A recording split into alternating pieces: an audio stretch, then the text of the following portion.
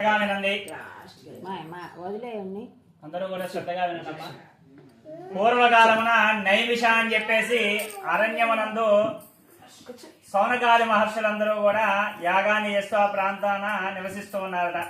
అదే సమయమున అక్కడికి సూత మహర్షి విచ్చేశారు. అలా సూత మహర్షి విచ్చేయగానే అక్కడ ఉన్నటువంటి మహర్షులందరూ కూడా ఆయన్ని సాధనంగా ఆహ్వానించి కూర్చుండబెట్టి అనేక పరిచర్యలు కూడా చేస్తూ ఈ విధంగా అంటున్నారట. అయ్యా సూత మహర్షి, మీరు పురాణ శాస్త్రములన్నీ కూడా అవపోసన పట్టి ఉన్నారు కదా. కాబట్టి మనం ఇప్పుడు కలియుగ ఆరంభ కాలంలో ఉన్నాము. కలి ప్రభావం చేత మానవులందరూ కూడా అనేక పాపాలు చేసి ఆ పాప ఫలితాన్ని అనుభవిస్తూ ఉంటున్నారు.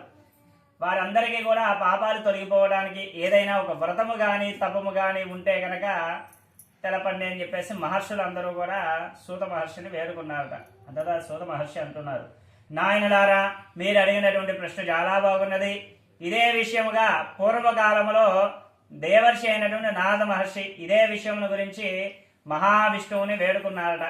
ఆ విషయాన్ని అంతా కూడా మీకు ఇప్పుడు చెబుతున్నాను అంటూ శ్రద్ధగా వినండి అంటూ చెప్పనారంభించారు.